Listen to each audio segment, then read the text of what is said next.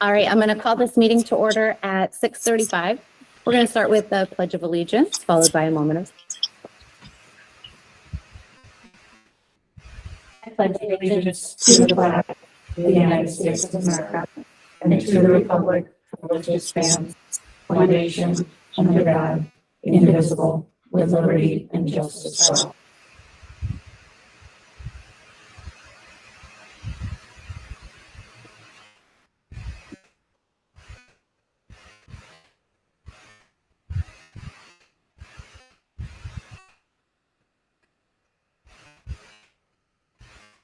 All right, first up is to amend the agenda. Does anyone need to amend the agenda?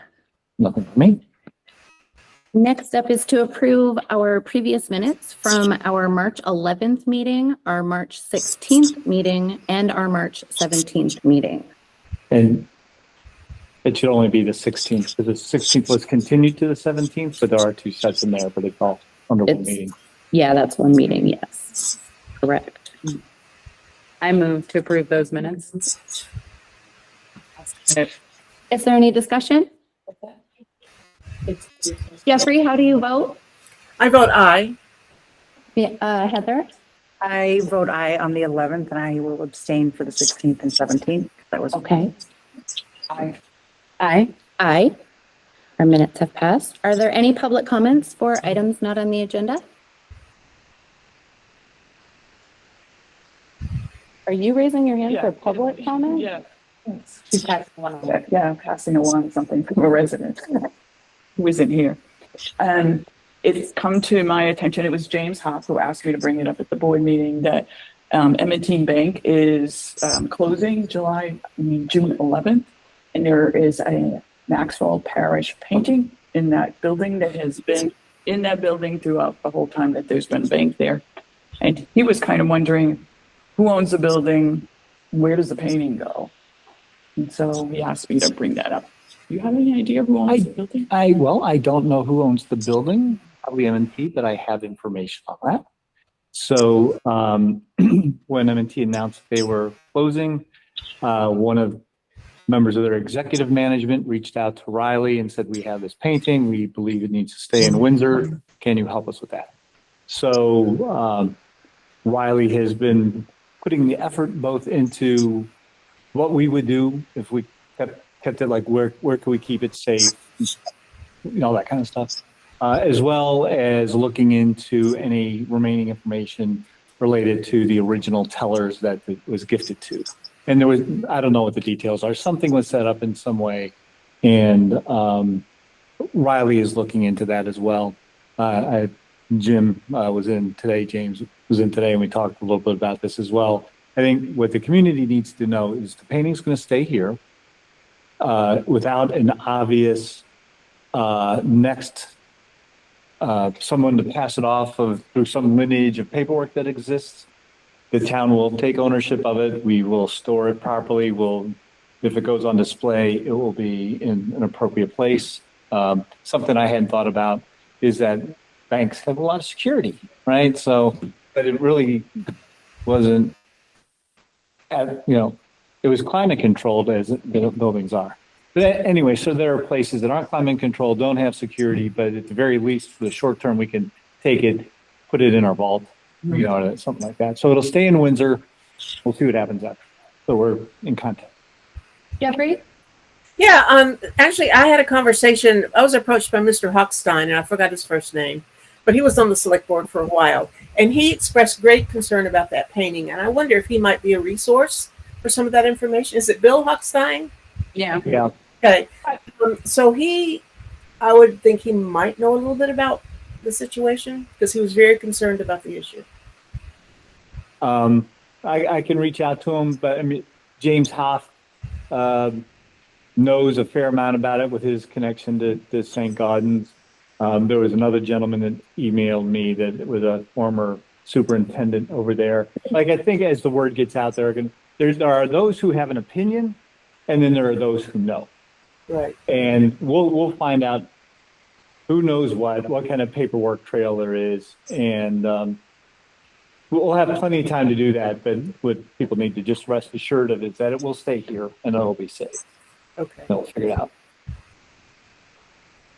All right, good deal. Any other public comments for items not on the agenda? We're going to move right into new business. First up, we have an action item to consider the appointment to the Planning Commission. Okay, it looks like we have Cliff McNaughton, the chair of the Planning Commission, and James Clark, the interested candidate. I can vouch for his character to a degree. So he's been in town. He's a nice guy. I don't know you that well. But if you'd like to come up and speak to your character in a better way than I did, you're welcome to. Okay. Come right up to the hot seat. Stepping into the now. Okay, I put a letter forward. So I guess in summary, I've been here a couple of years.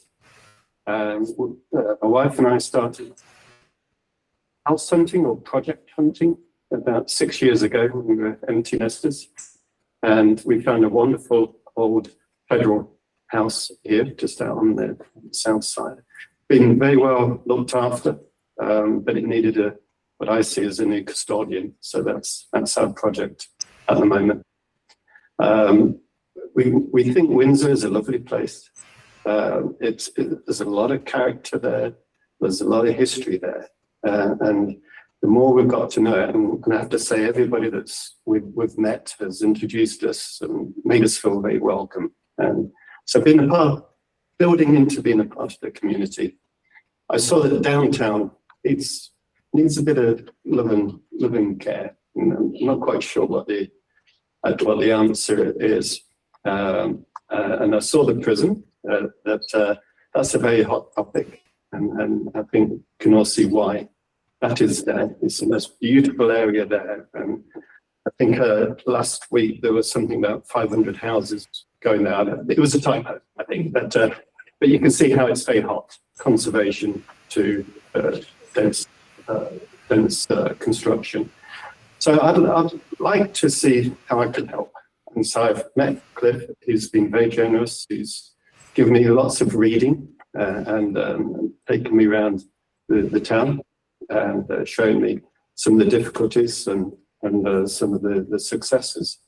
My experience, I sort of started off as an engineer, mechanical engineer, through to project management, strategic development, and larger sort of corporate development. So I have a sort of a very practical experience side. Plus, I like restoring old houses. This will be the third one, two in England, an old barn and an old farm cottage. Well, it's an old farm barn that became a cottage that we restored to live in, not to buy and sell. And now we're doing a wonderful one here. So I think I've got the practical experience of what planning is about. In England, planning is very, very strict. And what's interesting there is within a town or a village, we have what we call a green belt. And it means you can do quite a lot within this physical line that's sort of drawn around people's gardens of the village. But you have to conform to what is you have to conform to what's the norm in that village or on your street. If everybody's got a slate roof, you have to have a slate roof. And, you like it or you don't. Outside of that, then it's very difficult to get permission other than agricultural and historic. So I can see also with this Act 181 coming from Act 250, it's a little bit of that. And so I can bring that experience with me. I've lived in Houston. I went there for 1 year, ended up being there about 26 years. But their planning and restrictions are very limited or non-existent.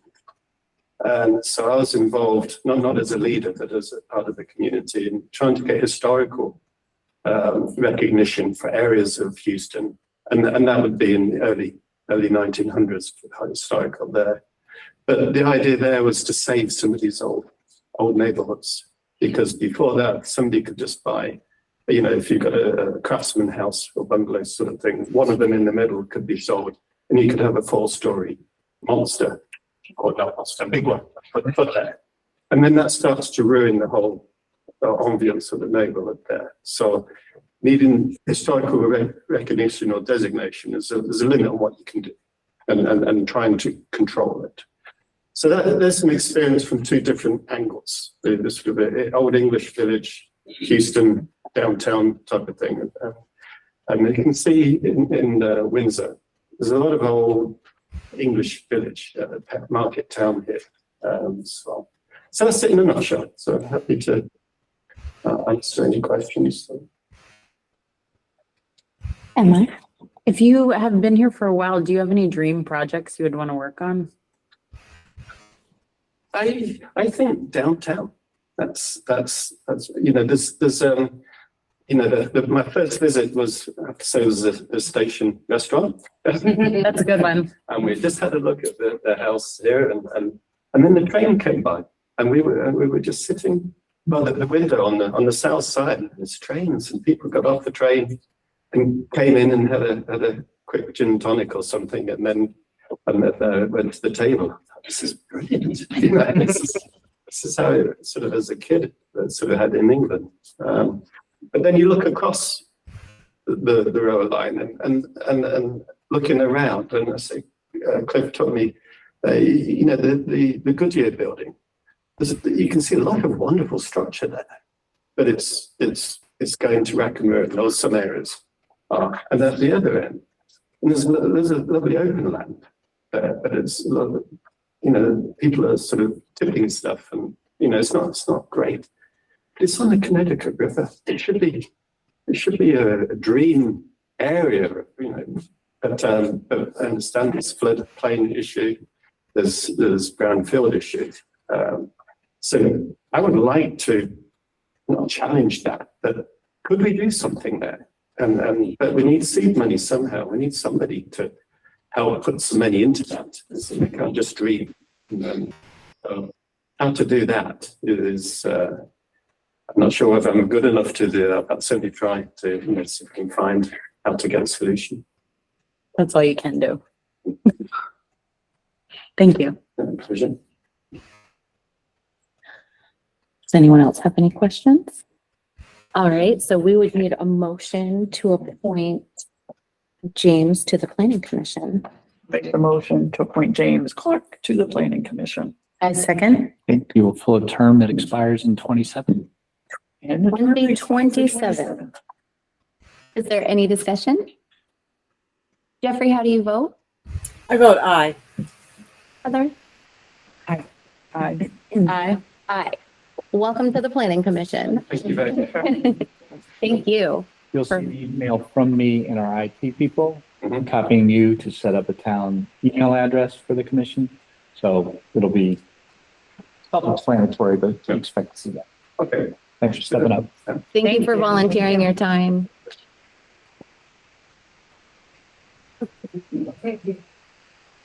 All right, next up is another action item. We're going to consider the approval of road and bridge standards. All right, there's a document that was in the packet. You may not have it here. This seems like deja vu. You did do this before. But the state sent out the document that says that we agree to meet the requirements adopted in 2019, and it turns out they updated in January of 26. So they just need a, so same thing. It says that we will adopt the road and bridge standards that the state uses. That makes us eligible for state grants when they come apart. All right, so we would need a motion. I'll make a motion that we adopt the road and the road agreement. Yeah. I second. Is there any discussion? Jeffrey, how do you? Yeah, I don't have the document in front of me, but I did notice towards the back of the document, there's 2 squares that were checked, and I wondered if they contradicted each other. Usually, you text. They do. On my version, I have the do circled when that was an autofill as part of the document, and when you clicked one of them, they both populated. So, anyway, it'll be clear on the one you sign. Okay, perfect. Thank you. Jeffrey, how do you vote?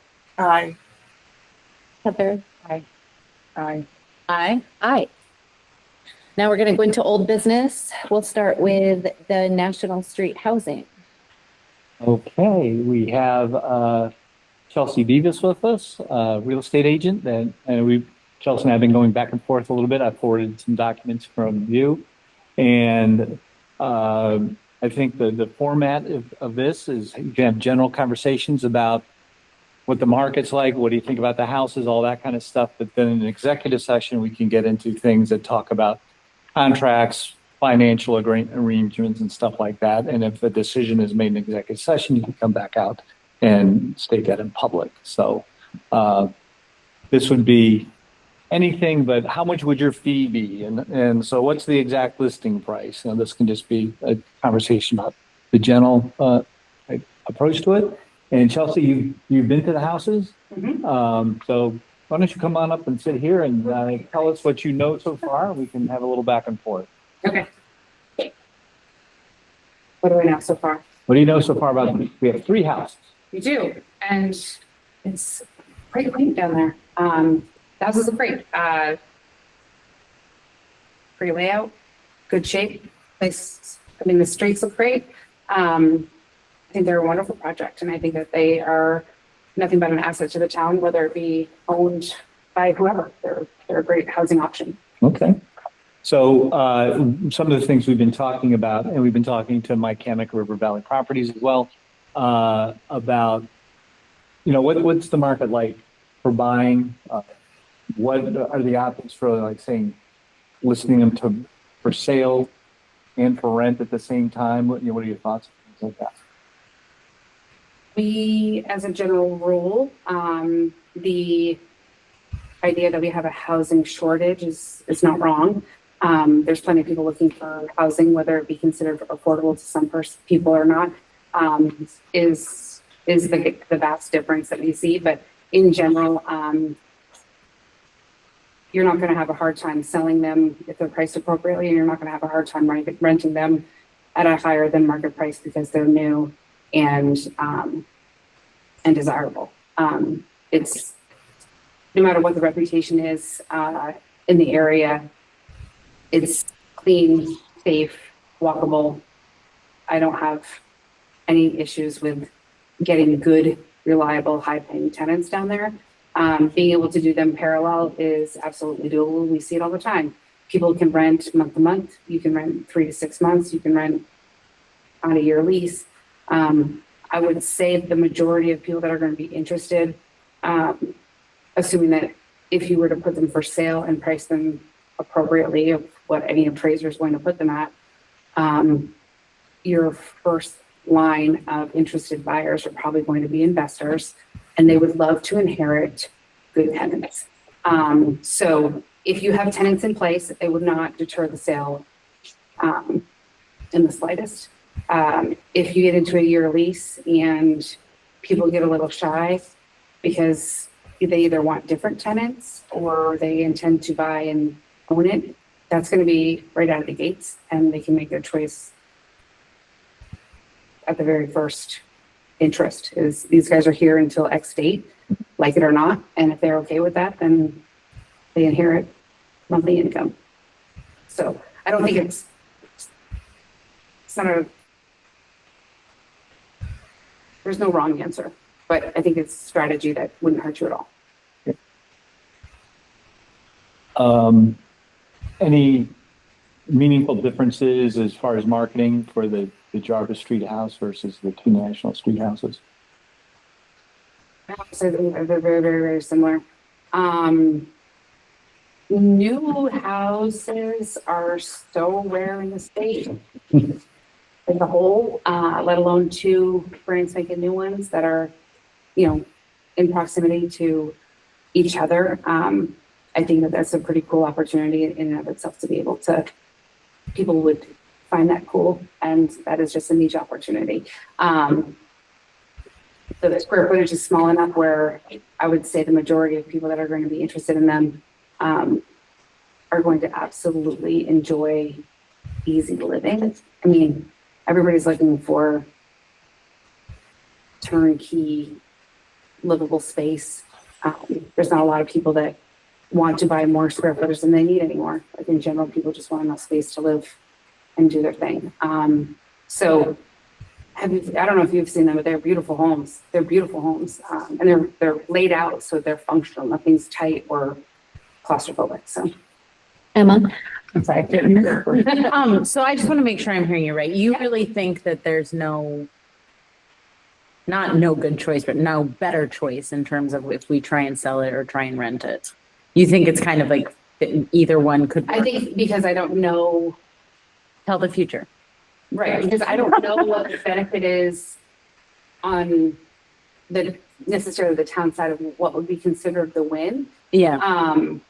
Getting market price isn't going to be hard. Yeah. Not because the market's changing or it's different or because of the location of them. Like, we have to be aware that not only are they small, but they're also in a tighter community where other surrounding areas have bigger lots or bigger square footage space. And then also we're in a flood zone, whether they are actually in a flood zone or not.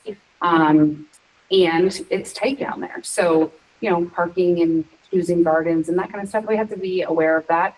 But rent price, people pay good rent and they're perfectly happy not having ownership of that. And people are more than happy to pay good rent month over month, year over year. So if the ROI is a span of however long, Yeah. and it makes sense business wise, then who's to say? But So you're rather saying not one is better, but they're both viable. absolutely. Okay. Yeah. Nice. Like, is it more beneficial to sell, dust your hands and decide what to do with that money and reinvest and find other ways to stretch that money over, a chunk versus time? I will say market wise, we're over the chaos. I mean, we are getting into a place where the New England housing market, I wouldn't consider it a problem, but because of the lack of development, whether it's because of rules and regulations or because of opportunities for trades and materials and whatever it may be, we just aren't making more housing. So because of our industry, we're always going to be flatlined. We're not going to see that usual market that the national level sees, because we're not having 1,000 new units every 5 years and having that up and down. So if there's housing available, there will be 4 or 5 buyers. Nice. Always. So I wouldn't say it's, a strict seller's market that they get to get way more. Appraisals are coming in at, at where we can price them, maybe a little bit less, but people aren't paying more than the market price. Things are sitting, days on market matter. But the market right now we're probably always going to be on the seller's hand, but you're going to see inspections, you're going to see negotiations, you're going to see some well-educated buyers out there that will take their time. And the days of 3% interest and paying $400,000 more than what it's worth just to get a house it's over. And thank goodness for that. Yeah. Chelsea, I assume you weren't into the properties too, right? Yes, I did. Yeah. Yeah. I thought we were going to have an opportunity at some point to go in and see what they look like also. So I've just been kind of waiting for that. Chelsea went in, but there's still a construction site. They are. Yeah. So there's Okay. I didn't realize that. contractors getting lined up, getting the electrical connected, things like that. So they're not quite yet good to go. But then we'll be able to do a walkthrough. Sure. Yeah. Before they go on the market or anything like that, you'll get to walk through. We want to see them. You should. We're excited. I could just sit in there and talk them. I just love the smell of these. But yes, they are beautiful. They are definitely marketable. You can do them both at the same time. I think it's just a matter of what the goal is for the end game and knowing where the market's going. We're going to be snuggled in here. I mean, unless something catastrophically happens, which nobody wants to wish for, you can expect us to be back at it and saying that the real estate, flip between buyer and seller market, if we ever really actually flipped, is probably going to come back to that norm of the 7 to 10 year shift. And if we're coming into a spring market, it's the marketability and seasonality is the best time to get the most you're going to get in an annual basis. So, I can't anticipate saying it would be better waiting a year or two. We're here. This is what we're going to do. Right. So, Thank you. mhm. Is there a time frame associated with when this has to be decided? I'm not sure if that was already said or not, but. There's not, the house on Jarvis Street, it was completed in 2017. They've had the same tenant since that time, but, they left at the end of February. So it is now vacant and it's currently being listed. I think when we get into executive session, we can start talking about, the financial side, because all the houses will sell for $1. None of them will sell for $1 million. They'll all rent for $1, but not for $1 million. So there's that kind of thing in the middle and kind of what the objectives are of the board. And again, you can come out and make whatever those things known in public, but those kind of contract discussions are protected. So you can speak freely about what your ideas are. Any other questions for Chelsea?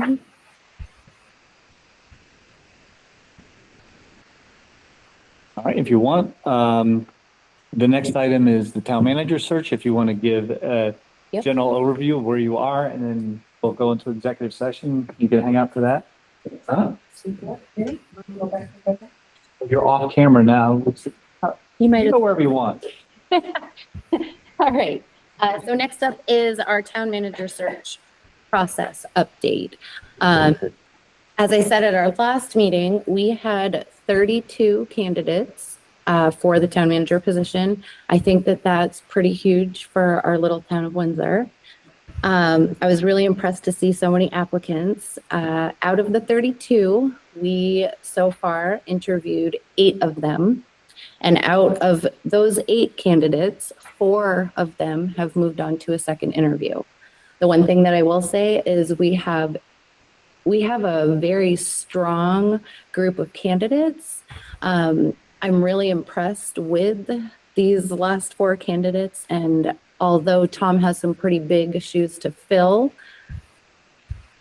now that we've interviewed the candidates, I have no doubt in my mind that we're going to pick a phenomenal next town manager. Would anybody like to add anything?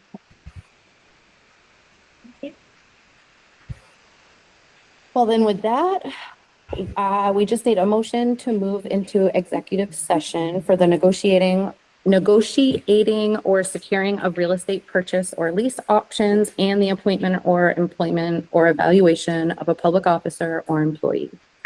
I move to do that. Second. You're inviting me and Chelsea. Yes, with Tom Marsh and Chelsea Beavis. Is there any discussion? Jeffrey, how do you vote? Aye. Heather? Aye. Aye. Thank you, guys. Yeah. And We are coming out of executive session at 8:54. And Jeffrey, would you like to make the motion? I will. I make a motion that we vote to sell the greenhouse on Jarvis Street and the 2 houses on National Street. I vote we either rent or put on the market or do a little bit of both for those. Second the motion. And I'll clarify if I'm right at market rates Yes. as Yes. recommended by the professionals. And just so we don't freak out everybody with a greenhouse down there, it's 38 Jarvis Street and 15 and 29 National Street. So the address. Yes. Yes. Is there any discussion? Jeffrey, how do you vote? Aye. Heather? Aye. Jeffrey, Mary? This is my opportunity to say I'm voting no, even though I want to have the Jarvis Street house sold, but I'm saying no to the other 2 in this motion. Would you like to clarify what you would have preferred to see for the other 2? Sure. I would like to have seen the other two properties sold. Emma, how do you vote? Aye. Aye. Motion carries. Has passed. Okay. Yes. And do we have any orders to sign tonight, Tom? So we would just need a motion to sign orders. Make a motion to sign orders. A second. Is there any discussion? I vote aye. I'm gonna, Emma? Okay, thank you. Thank you, Jeffrey. Okay. It was ayes? Yeah. Okay, let's sign those orders. Okay, your names are on this one. This is the state highway rules. You can just sign any of the lines. All right. The orders are so much that we're paying $1,045,000 to the schools. There are no public comments for items not on the agenda because there is no public. But while we start signing, do we have any board member comments? Would anybody down here want to start? I would say that everybody should feel very confident that the board that we have right now is wrestling and wrangling over the decisions that we have to make. And I think we're working very well together and it is very passionate. And I appreciate Heather for jumping in foot first and recognizing that as well. Bye. Just thank you, Emma, for saying that. I totally agree. Pleased to be back on the board, grateful to be working alongside these individuals and looking forward to the decisions being made over the next few weeks and months. And happy to be serving the community.